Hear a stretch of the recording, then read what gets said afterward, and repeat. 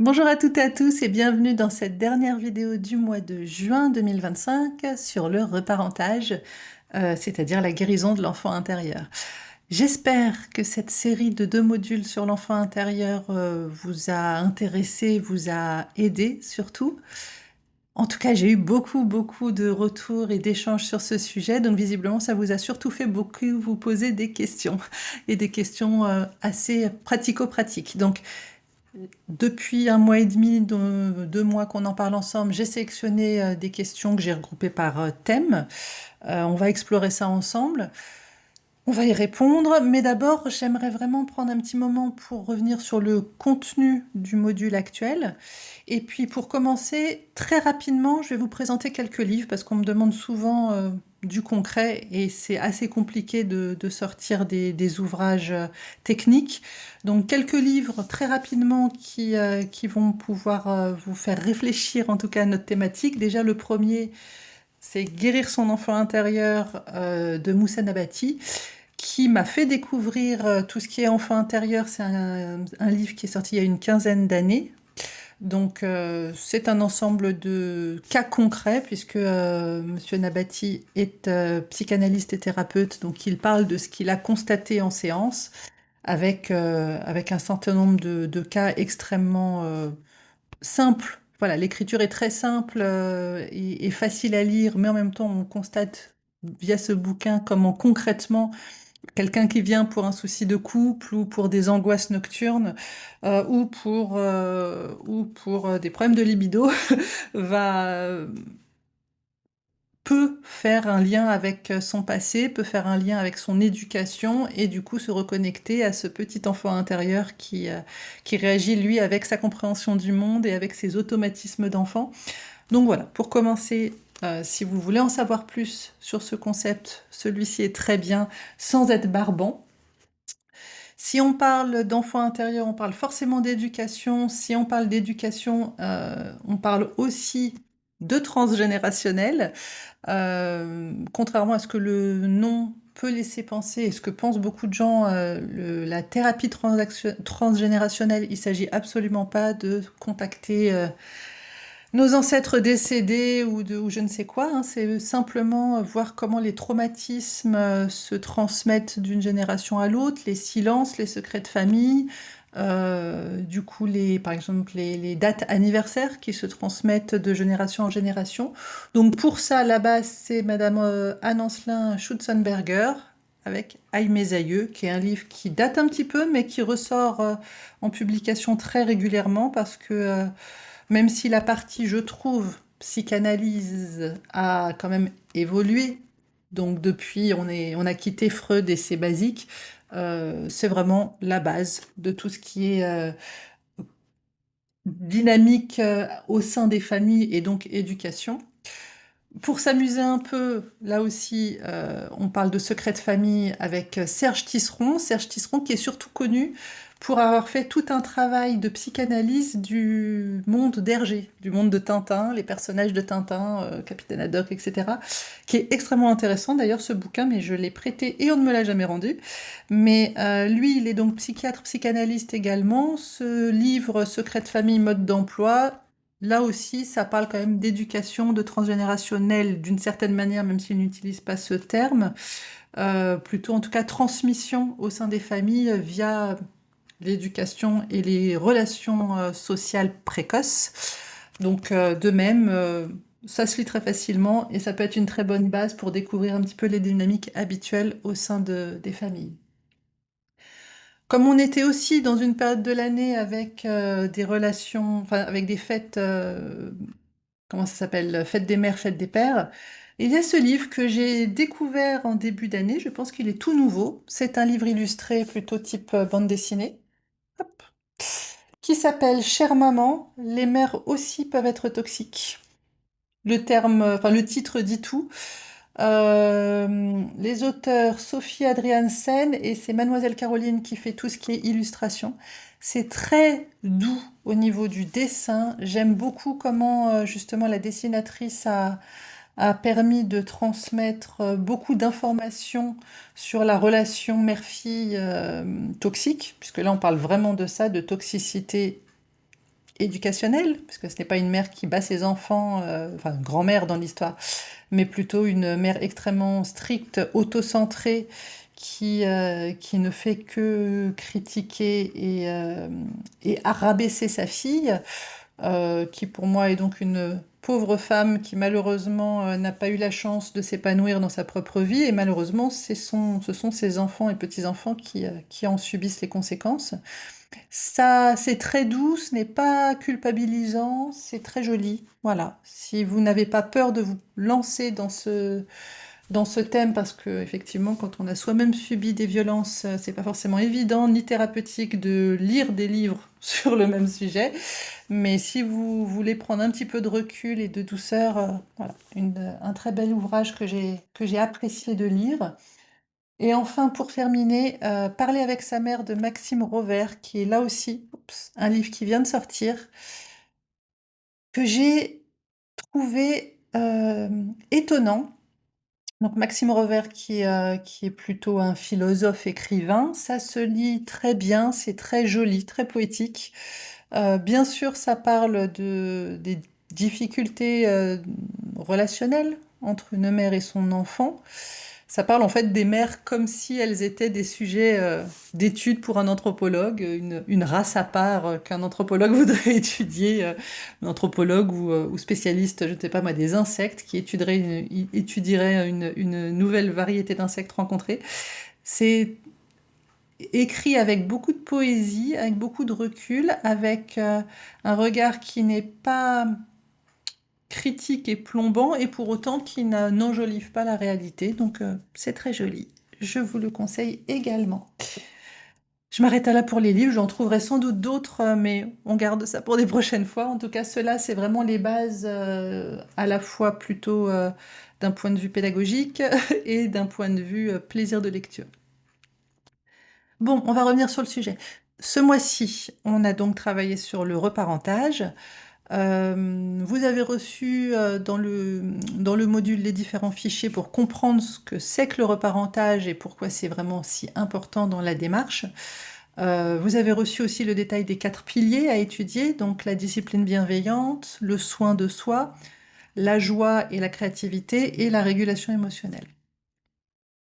Ce qui me semble important de rappeler, c'est que le processus de reparentage, c'est un processus qui est profondément individuel. Il n'y a pas 2 personnes qui le vivent de la même manière, de la même façon, avec les mêmes étapes. Ça commence toujours forcément par une observation de soi. Il faut pouvoir observer nos habitudes dans chacune de ces 4 sphères.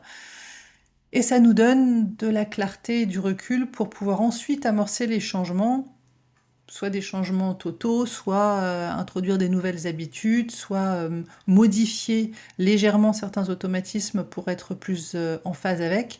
Bref, amorcer des modifications pour être en lien avec nos besoins, qui sont uniques et qui correspondent généralement à un moment T de notre vie également.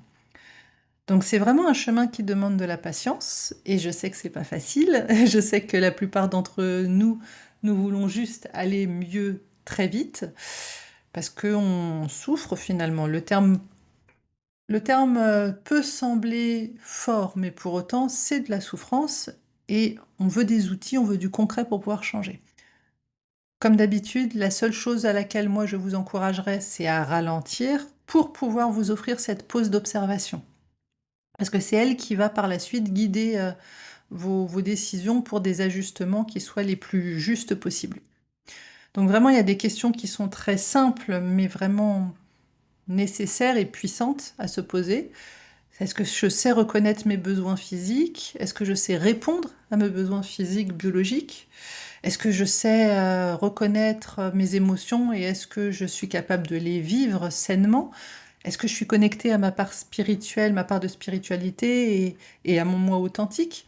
Donc, même si vous n'avez pas beaucoup de souvenirs d'enfance, comme tout est inscrit dans vos comportements actuels, comme tous vos automatismes sont toujours là, même si vous ne vous souvenez pas du pourquoi, du comment vous en êtes arrivé à adopter ce schéma réactionnel, vos réactions, vos schémas et vos ressentis sont toujours présents, et vous trouverez toujours toutes les réponses en observant votre comportement d'aujourd'hui et de maintenant.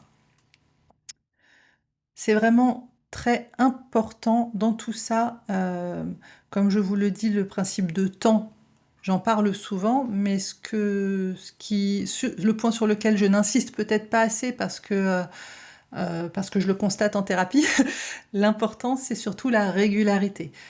Prendre son temps, c'est une base. C'est sûr que ce n'est pas parce qu'on va faire 3 séances de psychothérapie par semaine pendant 2 mois qu'on va aller vite mieux. Mieux vaut faire une séance par semaine pendant 6 mois.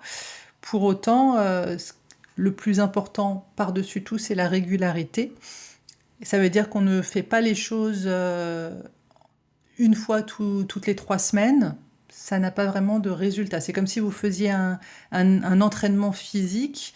Vous vous doutez bien que si vous ne faites rien pendant la semaine, mais que vous faites 2 heures de sport le samedi matin, je ne suis pas sûre que votre corps change beaucoup. Ça va certes faire du bien à votre corps, mais vous allez surtout risquer de vous blesser si vous faites ça de manière intensive et que le reste du temps, vous passez vos journées H24, soit dans votre lit, soit assis dans votre canapé, alors que votre corps est en pleine capacité.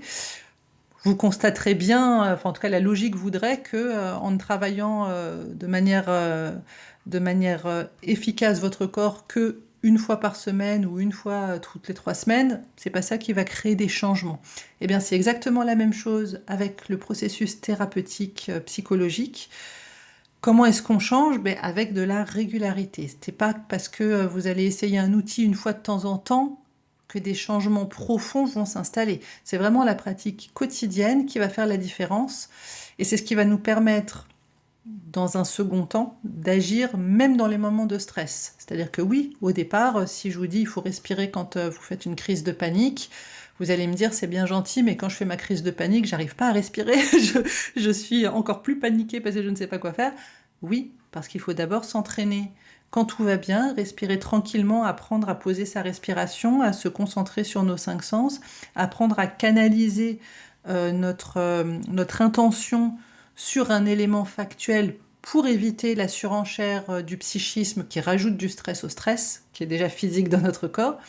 Donc, pour faire tout ça, il faut déjà pouvoir s'entraîner au quotidien dans des moments où il n'y a pas justement de stimulus, de stimuli extérieurs. Donc, comme il faut du temps pour développer la capacité d'observation, la capacité à prendre du recul, pour pour être capable de remplacer le pilotage automatique par des choix conscients, d'abord il faut avoir fait ce travail. Voilà, pour pouvoir remplacer le pilotage automatique, il faut d'abord du temps et de la régularité pour développer toute cette capacité d'observation, d'attention soutenue, déjà à nos stimulus corporels et à nos émotions. Donc ça, c'est vraiment la première question qui me revient souvent, c'est comment on fait pour changer? Concrètement, qu'est-ce que je fais? Il faut se mettre au travail, je suis désolée, il n'y a pas, ça n'existe pas. Si on vous vend une méthode magique qui, en étant faite une fois chez vous devant votre ordinateur ou une fois en thérapie avec un thérapeute, si on vous dit vous le faites une fois et c'est fini, plus jamais vous n'aurez de problème sur ce sujet-là, ça ne peut pas fonctionner. Voilà. Un autre thème qui est important, c'est que souvent, les personnes qui ont des difficultés à se motiver justement pour cette activité quotidienne et cette régularité dans l'observation de soi et dans le processus d'autothérapie, c'est qu'il y a un besoin quand même d'être aidé, d'être soutenu, d'être accompagné par l'extérieur. Et c'est un besoin qui est vraiment normal, qui est humain, parce que pour beaucoup d'entre nous, il y a un manque de repères, une sensation d'impuissance, de dire j'essaye et ça ne marche pas, voire une sensation de solitude, et ce qu'on soit entouré physiquement ou non.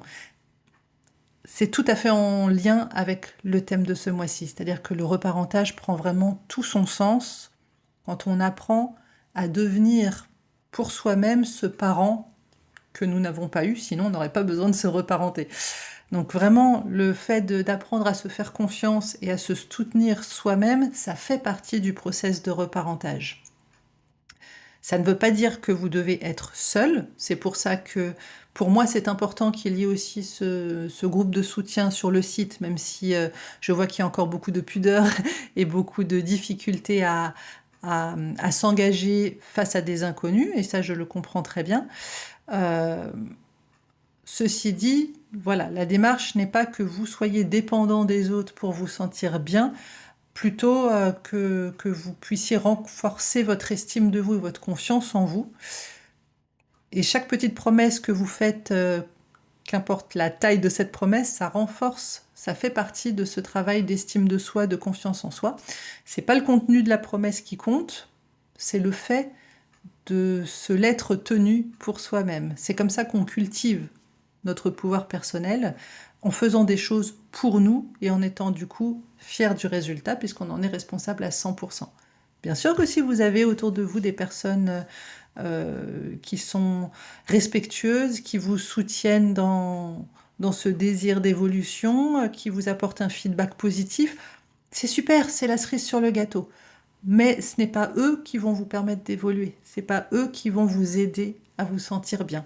Ils peuvent juste être mettre un peu de lien dans le quotidien pour vous... Par exemple, si vous avez un conjoint ou une compagne qui vous débloque des moments pour que vous puissiez prendre du temps pour vous-même, pas forcément 3 heures par semaine, mais ne serait-ce que dire, voilà, je m'occupe de la maison ou je m'occupe des chiens, des enfants, prends-toi une demi-heure pour toi et pour faire ton travail d'introspection, pour faire de la méditation, prends-toi 1 heure pour faire un peu de sport ou de détente, des moments où vous pourrez vous connecter à vous-même en sachant que le reste de la famille survit sans vous, sans problème, c'est sûr que ça libère de l'espace mental. Pour autant, si vous n'avez pas la chance d'avoir ça, eh bien vous aurez de toute manière le même travail à faire que tous les autres, c'est-à-dire apprendre à devenir pour vous-même ce parent qui se donne une petite bulle d'espace pour pouvoir évoluer, ce parent qui se fait confiance et ce parent qui vous soutient, enfin vous fait confiance et vous soutient dans tout ce que vous êtes de manière inconditionnelle. Donc voilà pour la partie comment faire concrètement.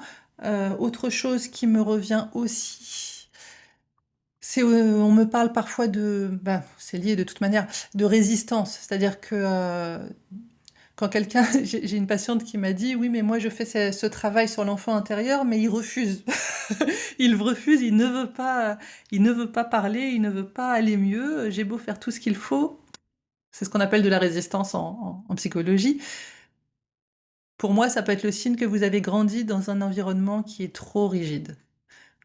Et pour vous, reparenter, c'est peut-être pas forcer le changement. Parce que quand on force, on se heurte aussi à tout un tas de valeurs qui ont été intégrées.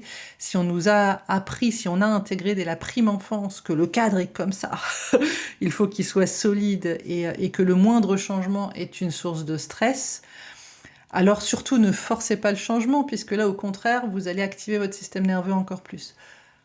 Peut-être que pour vous, s'il y a beaucoup de résistance intérieure, si vous sentez que les choses n'évoluent pas, alors le changement, c'est pas forcer les choses, mais c'est honorer les j'ai pas envie de.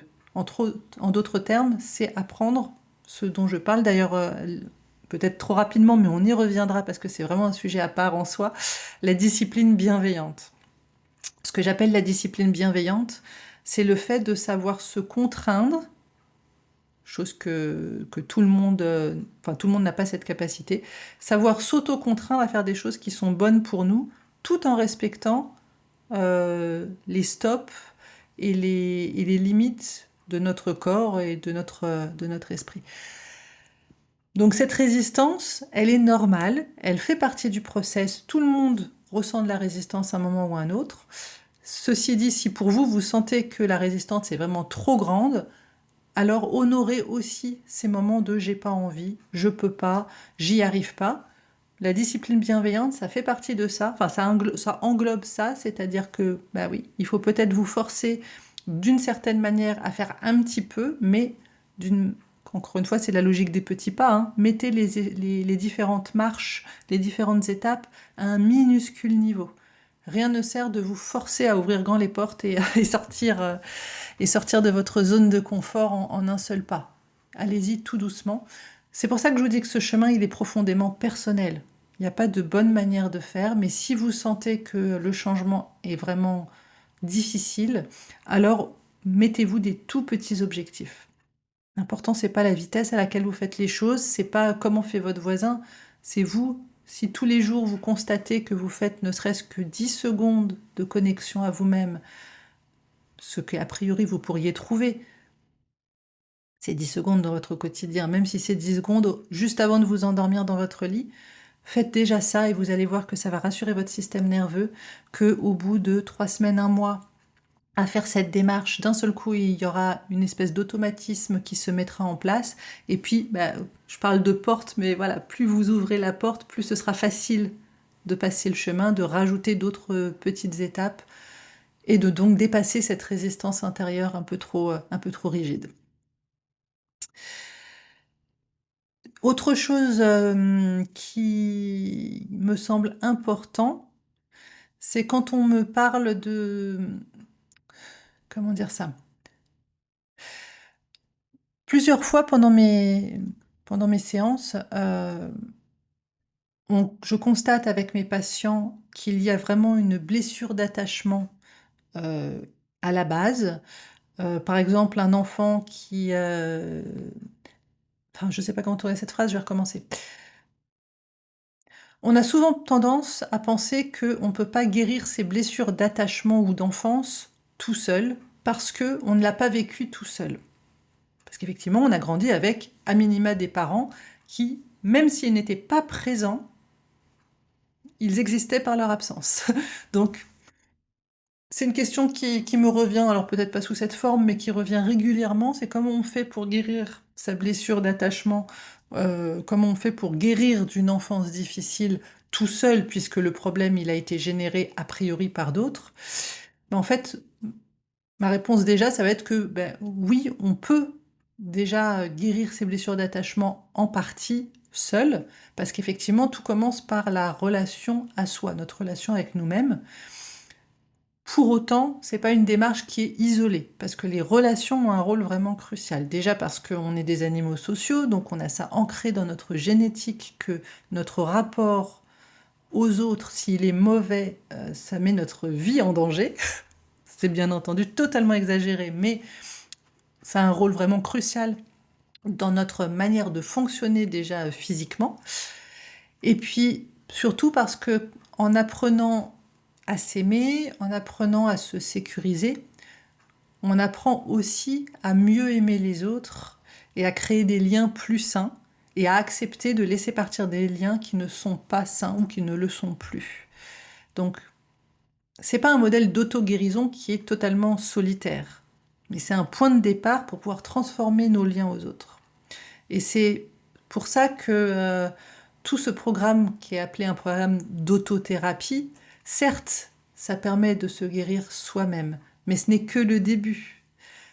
C'est pour ça aussi que dans ma présentation, la présentation écrite de ce programme, je précise que ça ne remplace pas une psychothérapie, parce qu'effectivement, enfin psychothérapie ou thérapie, enfin quel que soit le modèle thérapeutique que vous voulez choisir, pas forcément une psychothérapie psychanalytique ou pas forcément quelque chose dans la relation systémique familiale, bref, qu'importe, mais ce n'est qu'un point de départ. Parce que de toute façon, vos liens aux autres vont être changés. De toute façon, vous allez avoir un regard neuf sur vos anciennes relations primaires, c'est-à-dire toutes celles justement avec vos parents, avec les adultes qui vous ont élevé, avec vos frères et sœurs. Donc oui, on peut guérir ces blessures d'attachement seul, mais ce n'est que le point de départ, puisque en guérissant nos blessures d'attachement et donc en réparant notre estime de nous-mêmes, notre relation à nous-mêmes, alors on crée du plus, ça crée un effet vertueux dans nos relations aux autres. Qu'est-ce que j'avais noté d'autre comme question? Ah, mais c'est peut-être, tiens, à mettre en lien d'ailleurs avec le transgénérationnel. On m'a demandé s'il y avait possibilité de faire erreur, c'est-à-dire que comment savoir, je range mes bouquins, comment savoir si ce vers quoi j'ai envie de tendre, est-ce que c'est mon intuition qui parle ou est-ce que c'est mes schémas automatiques qui parlent et qui me disent tiens, va vers là, alors qu'en fait on ne fait que répéter nos propres schémas. J'ai trouvé que c'était extrêmement intéressant comme question, comme sujet, parce qu'effectivement, de toute façon, vu que notre cerveau ne comprend le monde que avec ses moyens, avec ses propres moyens, il ne fait que tourner en boucle. Et pour autant, l'intuition, elle ne tourne pas en boucle dans notre tête. C'est pour ça que je parle toujours de mettre en relation à la fois notre corps, notre cœur et notre esprit. Parce que si on reste dans le cérébral, effectivement, on répète uniquement des anciens schémas cérébraux. Il faut vraiment, si on répète, si on ne se base que sur les réactions de notre corps, ben notre corps, lui, il ne va pas évoluer, il va perpétuellement réagir de la même manière, puisque a priori ça fonctionne vu qu'on est en vie. Donc il va toujours répéter les mêmes schémas pour nous maintenir en vie, puisque si ce n'était pas le cas, on serait mort. Bon. Votre intuition, donc ce qu'on peut dire peut-être qui se rapproche le plus de votre part de spiritualité, votre intuition, elle se ressent. C'est-à-dire qu'elle existe en soi, mais elle est calme, elle est posée, elle est claire. Ça vient pas du mental, mais ça vient du corps et ça vient du cœur. Donc, si votre logique, ce qui vous guide, l'idée que vous voulez suivre, c'est répétitif, c'est rationnel, c'est très argumenté, alors là, c'est pas votre intuition qui parle, c'est votre cerveau. Si la première chose qui vient, c'est plutôt que vous ressentez que c'est ce qui vous attire, alors là, c'est votre intuition. Ça ne veut pas dire que c'est pas logique et argumenté derrière, parce qu'effectivement, si vous n'allez que vers ce qui vous attire sans réfléchir aux conséquences, il peut y avoir des choses assez difficiles, voire traumatisantes qui peuvent se passer derrière. Effectivement, on met quand même, notre cerveau est là pour ça, il va mettre quand même du sens et de la logique pour vous éviter des catastrophes. Mais si à la base ça vient de votre corps, si vous sentez que votre corps réagit physiquement positivement, si vous sentez que c'est votre cœur qui est attiré, alors là oui, vous pouvez dire que c'est de l'intuition et c'est pas des schémas automatiques, c'est pas des schémas mentaux. De toute façon, on l'a vu, hein, tout ce qui est lié à l'émotionnel est ancré dans le corps. Donc tout ce qui est sensation corporelle, automatisme, euh, vous pouvez toujours les étudier avec votre cerveau, mais ça partira toujours du corps. Donc ça, c'est vrai pour tout ce qui est plutôt trauma, pour tout ce qui est schéma néfaste. Mais de même, ça part aussi du corps, tout ce qui est schéma positif, tout ce qui est intuition et guidance plutôt alors, lumineuse. Je veux pas que les termes fassent New Age, mais vous voyez ce que je veux dire. Bon. Si jamais dans le process, c'est vrai que j'insistais plus dessus il y a quelques modules et j'en ai pas reparlé dernièrement et c'est important que je le refasse. Si jamais dans le process il y a des souvenirs qui remontent, s'il y a des flashbacks, s'il y a des émotions fortes, sachez déjà que c'est pas forcément mauvais, même si les émotions liées à ces souvenirs peuvent être des émotions difficiles. Mais en tout cas, sachez que s'il y a tout ça qui remonte, c'est plutôt signe que vous êtes plus disponible pour ressentir. C'est plutôt bon signe de mon point de vue thérapeutique, parce que ça montre simplement que vous n'êtes plus dans la logique de je mets tout dans la cocotte minute jusqu'à ce que ça explose. Voilà, les émotions arrivent. Ceci dit, si c'est trop intense ou si c'est trop envahissant, vraiment il y a ce travail de régulation qui est à refaire systématiquement. C'est vraiment pour ça que j'ai insisté sur ce travail dans les premiers modules. Il faut revenir à vos sens, il faut revenir à votre présence corporelle, respirer, parce que vous n'avez pas à tout affronter d'un coup. Si c'est trop intense, reconnectez-vous à votre corps, déconnectez-vous du souvenir ou du flashback en lui-même désagréable. Prenez vraiment le temps de prendre le temps. Voilà. Bien sûr, si les souvenirs remontent, c'est plutôt positif. Bien sûr, c'est plutôt une bonne chose si vous vous reconnectez à cette part qui a été trop longtemps muselée et mise de côté, qui est en vous. Pour autant, vous n'êtes vraiment pas dans... Je ne vous conseillerais jamais de tout affronter d'un coup, encore une fois, des petits pas et pas on saute de la falaise d'un coup. On y va tranquillement. Hem, qu'est-ce qu'on m'a aussi de quoi est-ce qu'on m'a parlé? Quand même, j'ai noté beaucoup, beaucoup de thèmes différents, donc j'espère que ça passe pas trop. J'essaie d'organiser ça quand même à la suite, mais j'espère que ça ne part pas trop, dans tous les sens. Hem, on m'a parlé du thème de tout ce qui est, solitude, dans le sens où oui, dans le sens où excusez-moi, je bois un petit coup.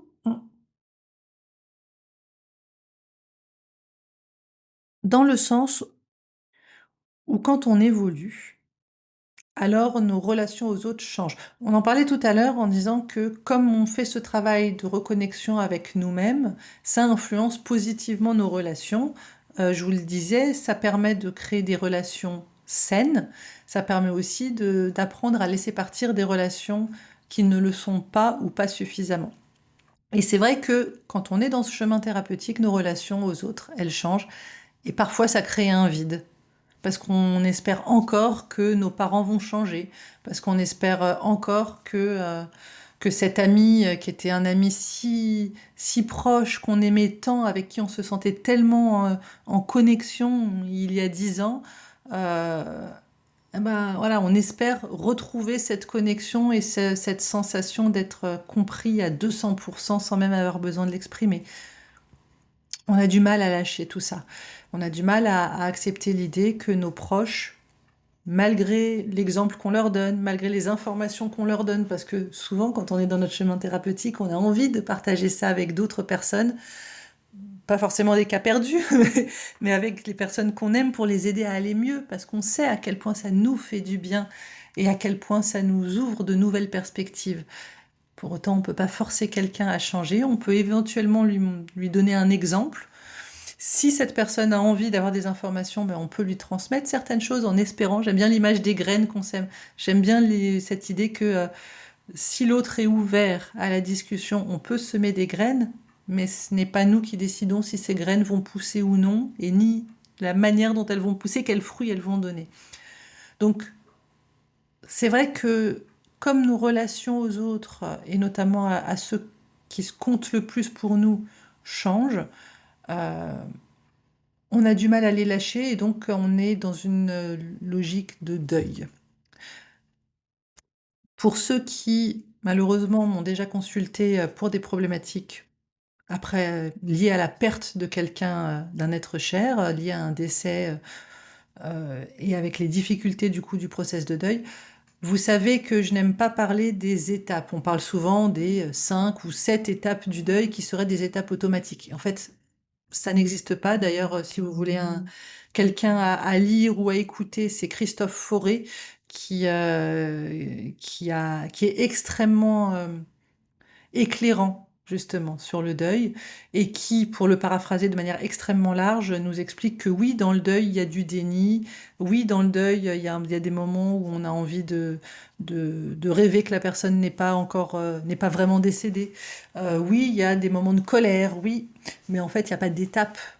On a un peu de tout ça en permanence, de manière très intense au début du deuil, et puis jusqu'à la fin de notre vie, en fait, on aura toujours ces différentes petites étapes qui remonteront à la surface, mais de manière plus atténuée et surtout de manière plus contrôlée. C'est-à-dire que l'amour qu'on a pour une personne qui n'est plus avec nous, donc là je parle de deuil suite à la mort, mais il y a quelques secondes on parlait du deuil lié au sentiment de solitude, quand on perd le lien avec quelqu'un. Dans les deux cas, c'est un deuil. Et dans les deux cas, l'amour qu'on a pour cette personne, ou qu'on avait, il reste encore dans notre cœur jusqu'à la fin de notre vie. Seulement, un deuil sain, c'est le fait de garder ces souvenirs joyeux, ces souvenirs nostalgiques, peut-être aussi les souvenirs des mauvais moments, dans une part de notre cœur, de notre esprit, part à laquelle on peut se connecter quand on le choisit. Et pas parce qu'on est submergé par le chagrin ou la colère ou l'angoisse. Au début du deuil, au début du process, c'est normal d'être submergé. Petit à petit, on choisit quand on veut se connecter à ces émotions-là. Donc là aussi, le thème de la solitude fait partie du process thérapeutique et fait partie du process du reparentage. Donc vraiment honorer les émotions qui remontent dans ce process de, non pas d'isolement, parce que vous ne vous isolez pas, vous constatez juste qu'il y a trop de différences avec certaines personnes, et donc il y a des liens qui n'ont plus raison d'être, voire les autres décident de mettre fin à votre relation pour vous. Donc dans ce process de deuil, vraiment honorez vos émotions, écoutez-les, demandez-vous qu'est-ce que ça veut dire pour moi si cette relation ne change pas? Qu'est-ce que je perds si cette relation change? Qui est-ce que je suis si je suis plus la personne que j'étais il y a un an? Vraiment, le deuil, c'est un passage qui est naturel, c'est des changements qui sont inconfortables, oui, comme tout changement, mais ça ouvre la voie à une vie qui est plus alignée avec vos valeurs et avec vos souhaits d'aujourd'hui. Et sur la même logique, dans le même sujet, quand on parle de deuil, quand on parle de sentiment d'être seul, l'isolement, c'est pas une fatalité. C'est-à-dire que le travail de reparentage, certes, ça coupe certains liens, mais ça ne veut pas dire vivre isolé. Ça implique un retour vers soi, ça implique aussi une manière de mieux s'ouvrir aux autres. Donc, comme je le disais tout à l'heure, on recrée des liens avec d'autres personnes ou on recrée des liens avec certaines personnes, mais des liens de qualité. Donc, la communauté, au sens très large du terme, la société, elle est toujours là pour vous.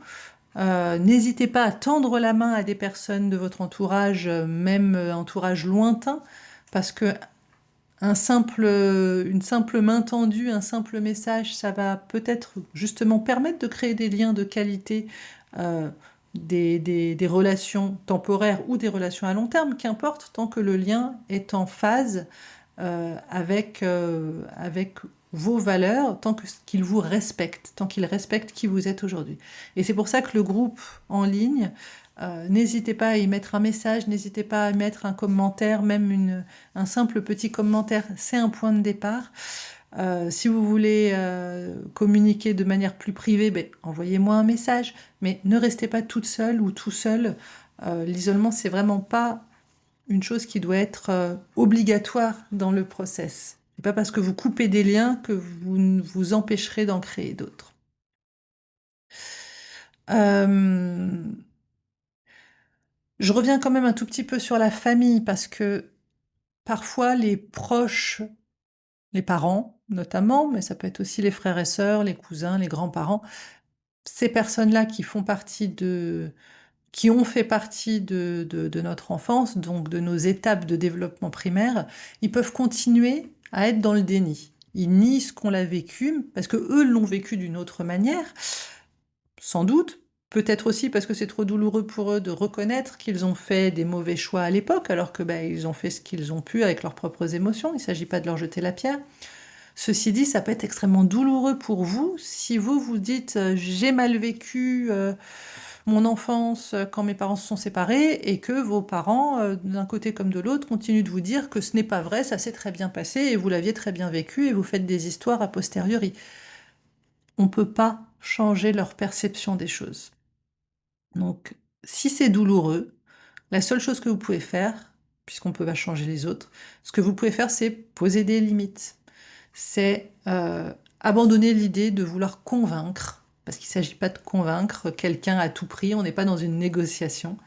La première chose que vous pouvez faire, c'est vous valider d'abord vous-même, sans attendre leur approbation. Et je sais que c'est facile à dire, mais que ça demande du temps, parce que on est dans une dynamique où il y a différentes personnes sur un même plateau, donc l'équilibre, il est assez précaire.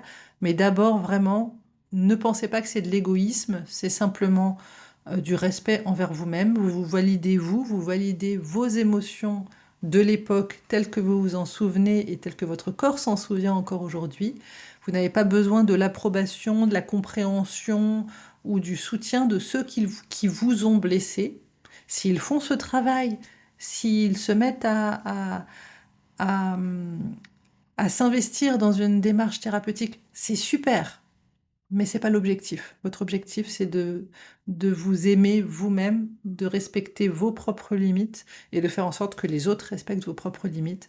Si malheureusement ça implique que ces autres personnes ne fassent plus partie de votre vie, ce sera leur choix. Ce sera bien triste, mais ce sera leur choix et leur responsabilité. Hem, que dire là-dessus? C'est vrai que le jugement des autres et notamment dans un cadre familial, c'est quand même quelque chose qui est très compliqué. Ceci dit, une image que je garde d'ailleurs pour moi-même déjà à l'esprit régulièrement et que j'aime bien dire en séance et répéter parce que ça met vraiment du temps à infuser, c'est que quand quelqu'un vous juge, en positif comme en négatif d'ailleurs, hein, à partir du moment où simplement on émet un jugement sur quelqu'un, on ne parle que de soi. Donc en fait, si quelqu'un vous juge, cette personne ne parle que d'elle-même, soit de ce qui lui fait le plus peur, soit ce qui lui fait le plus envie. Mais en tout cas, le jugement, c'est souvent un reflet. C'est-à-dire que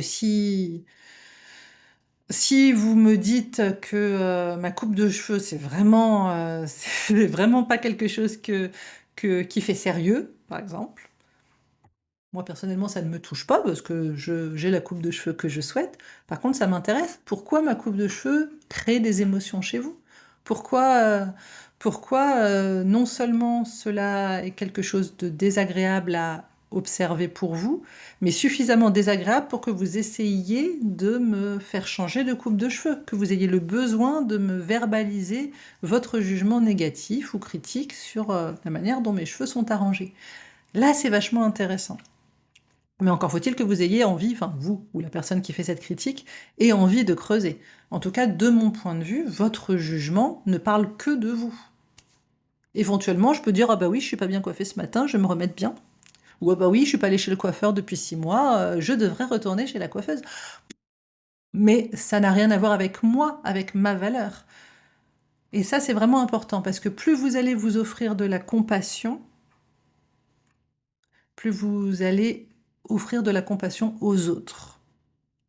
Et inversement, plus vous serez compassionnel avec les autres, plus en retour et par effet boomerang, vous serez de plus en plus compassionnel avec vous-même aussi. De toute façon, c'est un process qui va dans les deux sens. Il ne s'agit pas de tout approuver. Je n'approuve pas votre jugement sur ma coupe de cheveux, qui est très bien.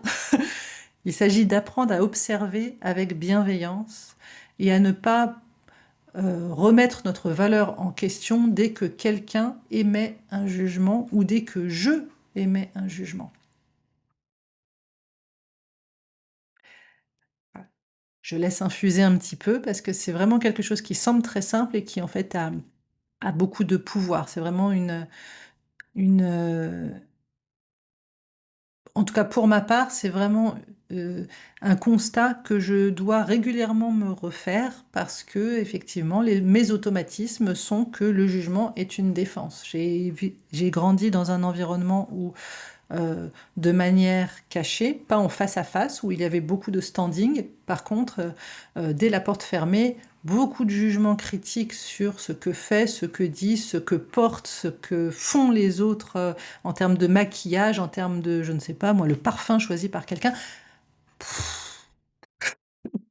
Donc pour moi, c'est un automatisme. Je ne dis pas que c'est quelque chose que je pratiquais volontairement avec plaisir, mais c'est quelque chose qui a infusé en moi, où effectivement, observer avec un jugement critique était quelque chose qui était devenu automatique pour moi, tout simplement parce que si j'observe avec de manière critique, je me protège.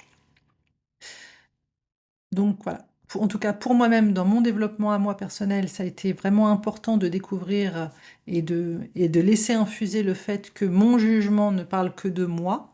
Donc déjà, je n'ai pas à le transmettre à quelqu'un d'autre. D'autant plus que, à partir du moment où je ressens que je juge, aujourd'hui, j'arrive à faire ce pas de côté, me dire: «Tiens, un jugement intéressant ça, alors d'où est-ce que ça vient ça encore?» Sachant qu'en réalité, je suis la première à dire haut et fort que chacun fait très exactement ce qu'il veut de son physique, de ses actions, tant que ça n'a pas un impact négatif, choisi sur les autres.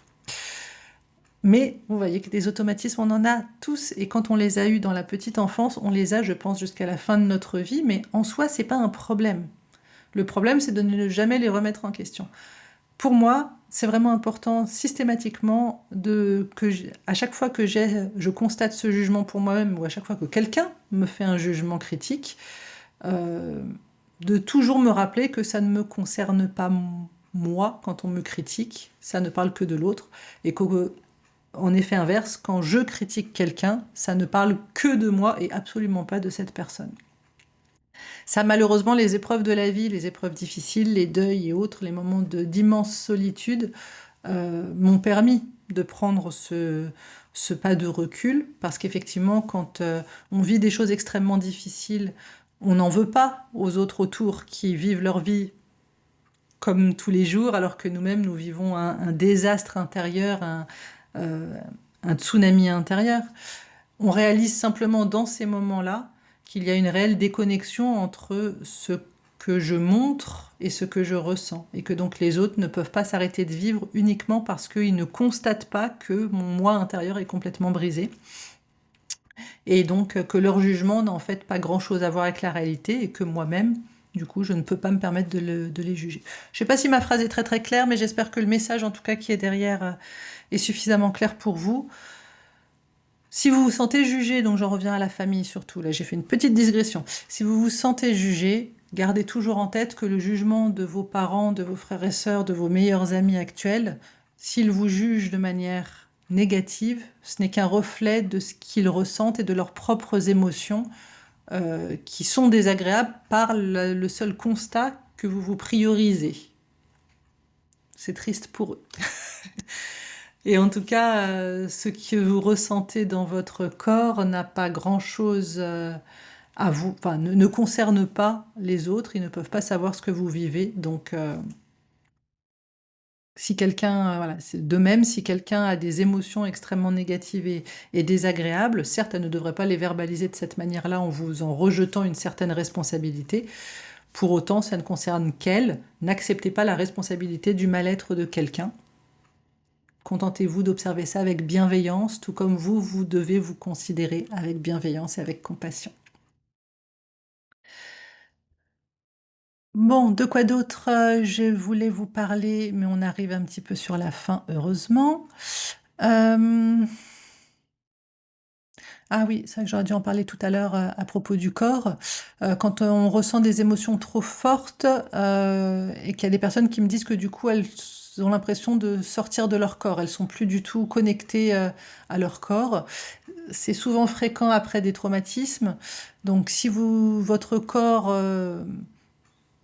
ne réagit pas comme vous le souhaiteriez, que ce soit parce qu'il se fige, parce que il est complètement submergé, parce qu'il est menaçant, parce que vous sentez que vous êtes en instabilité, c'est vraiment important de travailler sur la régulation du corps en douceur. Si vous n'y arrivez pas tout seul, n'hésitez pas à demander du soutien extérieur, tout ce qui est thérapie corporelle, tout ce qui est EMDR également. Ça permet de, par une voie extérieure, d'apporter déjà dans un premier temps une réponse rassurante et calmante pour le corps. Le prochain module sera dédié d'ailleurs à des pratiques psychocorporelles. Donc bon, j'en reparlerai tout à l'heure, mais voilà, j'aurais peut-être dû en parler plus tôt de ça, le fait que quand les émotions sont trop fortes, je vous disais tout à l'heure que il faut prendre du temps pour vous, qu'il faut y aller petit à petit et vraiment minimiser au maximum vos attentes, faire des tout petits pas. Ceci dit, n'hésitez pas aussi à demander de l'aide à l'extérieur si c'est trop difficile pour vous, parce que c'est normal que le corps soit submergé et déconnecté, et avec parfois des réactions surprenantes, voire inquiétantes, notamment après un trauma. Et rappelez-vous qu'un trauma, c'est pas forcément un accident de voiture ou un viol, ce sont des choses terribles, mais les traumas, c'est aussi quand on a eu une enfance entière à être bafouée, à ne pas être reconnue, à ne pas être validée par les personnes pourtant les plus importantes à notre développement. Donc, de l'aide intérieure si besoin, et toujours, même avec de l'aide, pas de l'aide intérieure, pardon, le lapsus, de l'aide extérieure si besoin, et toujours au quotidien, ce travail de régulation, notamment par le souffle, et de reconnexion à vos 5 sens, parce que sans cela, ça ne fonctionnera pas, comme je vous disais tout à l'heure, voire faire une thérapie EMDR, faire 10 séances de EMDR, mais ne faire aucun travail entre deux et ne plus rien faire derrière, ça donnera des résultats, ça c'est sûr. Mais si vous ne modifiez pas votre approche et votre relation avec vous-même et avec votre corps, de toute façon, les problèmes reviendront à un moment ou à un autre. Si c'est pas par la porte, ce sera par la fenêtre. Donc c'est vrai que quand, quand on est quand on est dans un état de déconnexion du corps, et pas forcément une déconnexion sidération, ça peut être une déconnexion, le corps fait n'importe quoi et hors de contrôle, la première chose à faire avant tout, avant de dire il faut que je respire ceci, cela, la première des réponses, c'est vraiment de vous éloigner, tout simplement parce que si vous êtes en danger, que votre corps sait que vous êtes en danger, rester dans l'endroit où vous êtes en danger ne va pas d'un seul coup, ne va pas permettre à votre système nerveux de se réguler. Donc c'est sûr que quand il y a un déclencheur, ça peut être une personne qui est négative et toxique, ou voire violente, ça peut être une situation qui vous déclenche, ça peut être une pensée, dès que vous pensez à telle chose, votre corps réagit. La première chose à faire, c'est la première réponse, et c'est la plus simple, voire simpliste, c'est de vous éloigner du déclencheur en lui-même. Avec le temps, vous allez apprendre à choisir une nouvelle réponse. Mais déjà, en premier lieu, c'est important de vous protéger. C'est déjà ça un acte de reparentage de base, c'est être capable de tout simplement vous mettre à l'abri. Si vos déclencheurs, c'est votre mère parce qu'elle critique votre coupe de cheveux, ma mère ne critique pas ma coupe de cheveux, je vous rassure, mais si chez vous c'est ça le déclencheur, c'est qu'à chaque fois que vous allez voir votre mère, elle vous fait des petites remarques négatives qui pour elle ne sont rien, ne sont qu'une petite remarque sans doute neutre, mais pour vous ont un effet dévastateur, la première chose à faire, c'est déjà vous éloigner, ne plus accepter des communications négatives, mais d'abord vous éloigner pour ensuite apprendre à poser des limites et apprendre à finalement choisir une nouvelle réponse émotionnelle si le déclencheur, lui, ne change pas. Mais première chose à faire, vous êtes un bon parent, un parent juste et protecteur pour vous-même, donc protégez-vous, vous. Ça ne veut pas dire que plus jamais vous allez parler à votre mère. Ça veut juste dire que dans un premier temps, pour que votre corps puisse redescendre en pression, il faut déjà qu'il y ait de la distance physique ou psychologique avec le déclencheur. Et si le déclencheur, c'est une personne, eh bien prenez de la distance. Si le déclencheur, c'est une situation, prenez de la distance. Si vous ne pouvez pas, faites-vous aider, voyez un thérapeute, mettez-vous en arrêt maladie si le déclencheur, c'est votre collègue toxique. Vous n'avez pas à subir sur du moyen et du long terme, parce que plus vous allez tenir en disant je ne peux pas faire autrement, plus l'explosion va être terrible et plus les dégâts vont être terribles aussi pour vous. Donc en tout cas, gardez à l'esprit que le reparentage, ça prend du temps. Ne vous mettez pas des objectifs qui soient irréalistes. Conservez à l'esprit la technique SMART pour poser des objectifs qui soient réalistes et qui soient atteignables. Parfois, observer, c'est déjà beaucoup. Parfois, prendre le temps d'observer votre corps, ne serait-ce que pendant 1 minute par jour, c'est déjà un objectif qui est trop important. Donc, n'hésitez pas à les rabaisser encore et toujours.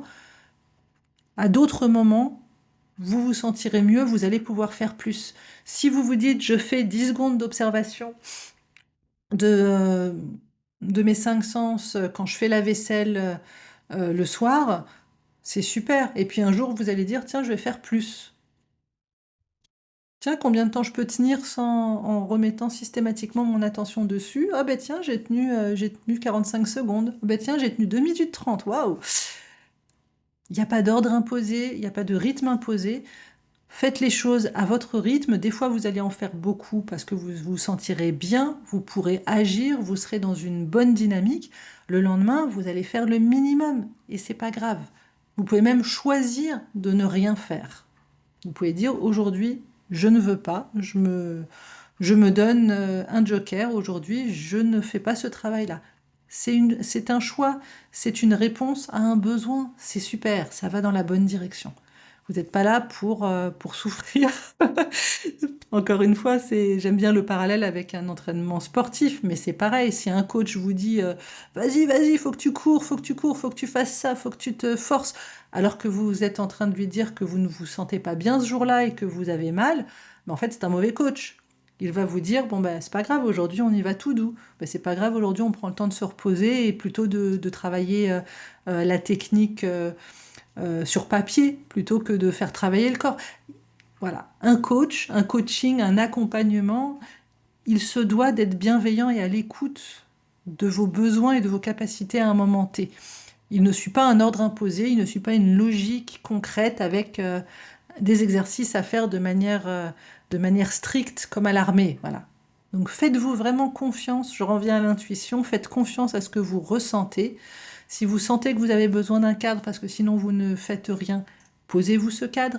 Si vous sentez que votre cadre est trop rigide, laissez-vous de la marge, mais tous les outils que je vous ai justement donnés ce mois-ci, ils sont là pour ça. Ils sont là pour que vous puissiez y revenir autant que nécessaire, que vous puissiez aujourd'hui déjà faire ce gros travail d'élaboration, mais surtout, enfin voilà, les outils sont là, vous pouvez réimprimer autant de fois que vous le voulez les feuilles ou les écrire à la main sur papier libre, mais refaites ce travail régulièrement, réadaptez en permanence. La thérapie, c'est un chemin à vie, c'est un chemin de vie. Donc vraiment, n'espérez pas obtenir arriver à une ligne d'arrivée, voilà, passer la ligne d'arrivée et dire ça y est, maintenant je suis parfaite, je suis parfait, ma vie est parfaite. Ça marche pas comme ça. L'objectif premier d'une thérapie, c'est de se sentir bien dans sa vie à chaque minute qui passe, ou du moins de se sentir le mieux possible parce que il y a plein de choses qui interfèrent avec ce que l'on souhaiterait. Le monde continue de tourner, notre corps continue de digérer, de synthétiser des trucs, et puis bah, des fois on n'est pas bien alors que a priori tout est bien sur le papier. On n'a pas la main mise sur tout, donc à partir du moment où vous voyez non pas une ligne d'arrivée mais un chemin, à partir du moment où vous cultivez votre confiance en vous, votre intuition, vous cultivez votre sentiment de sécurité, alors vous avez tout en vous. En fait, ce programme et ces différents modules, ils sont là pour vous aider à les trouver, les retrouver. Et le module, ben, une fois que vous y êtes, vous l'avez à vie. Les apprentissages que vous avez dans ce programme, vous les avez pour votre vie entière. Donc, vraiment, c'est pour ça aussi que j'ai changé mon fusil d'épaule, que j'ai changé ce programme qui était mensuel, rythmé, pour que ça devienne quelque chose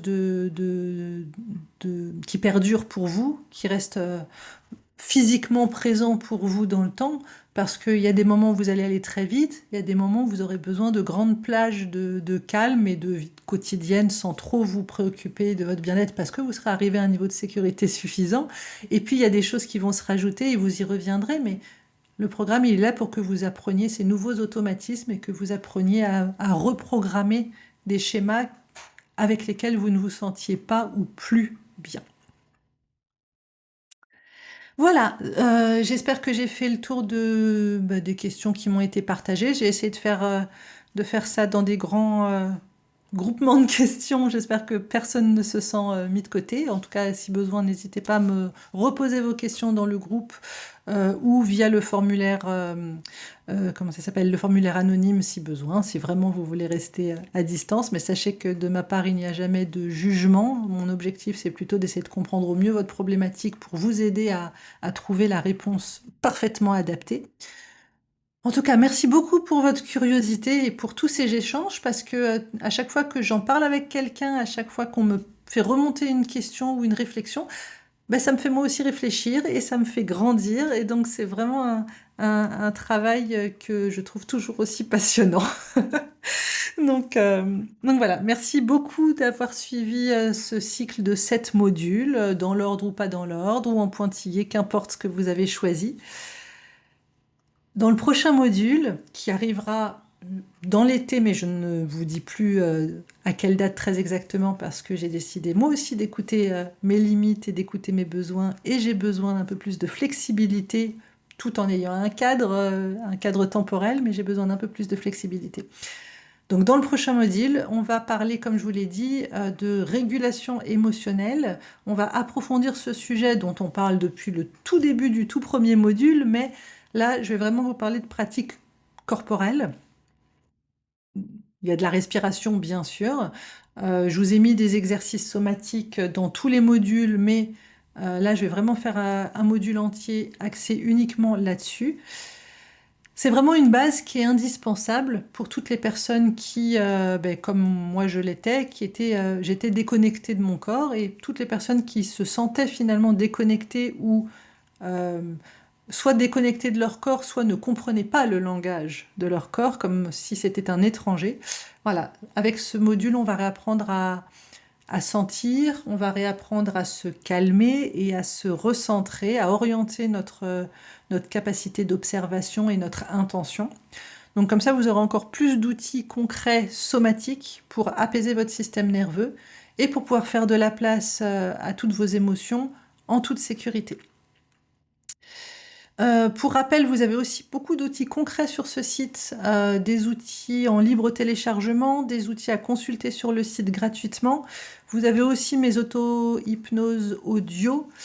J'en ai rajouté pas mal ces dernières semaines sur différents thèmes et je vais continuer parce que c'est vrai que lorsque je suis en hypnose avec un patient ou une patiente, le protocole est beaucoup plus lourd. Ceci dit, avant de passer le cap, c'est vrai que d'avoir des processus d'auto-hypnose à faire chez soi pour déjà désamorcer le process avant de peut-être éventuellement se dire qu'il faut passer à un protocole d'hypnose complet, je pense que ça répond à un besoin et en tout cas pour moi c'est plutôt intéressant et amusant à faire, même si ça me prend encore une fois beaucoup de temps. Mais sachez qu'en tout cas vous ne retrouverez jamais dans mes process d'hypnose en direct, en séance, vous ne retrouverez jamais les mêmes protocoles que ceux que que je mets à votre disposition sur le site. L'intérêt étant justement de pouvoir cumuler les choses. Les carnets pratiques sont toujours à télécharger, les miens comme ceux d'autres sites que j'ai pu mettre en ligne. Tout ça c'est gratuit, tout ça c'est de la documentation que vous pouvez retrouver téléchargée gratuitement sur le site. Le groupe de soutien reste à votre disposition, hein. Puis bien sûr, si vous souhaitez être accompagné dans votre cheminement, je suis là. Vous pouvez prendre rendez-vous directement sur le site. Je fais mes séances à mon cabinet, mais je les fais aussi à distance. À distance, ça peut être, enfin généralement c'est par visioconférence. Ceci dit, certaines personnes préfèrent le faire par téléphone. Et ça peut même être par écrit, si c'est ce qui correspond le mieux à vos besoins. Donc encore une fois, merci beaucoup pour ces 7 mois qu'on a passés ensemble. Je vous souhaite un bel été. J'espère que vous allez pouvoir vous reposer et vous recentrer. Et puis, nous, on se retrouve très très vite. Donc prenez bien soin de vous et à bientôt. Bye bye!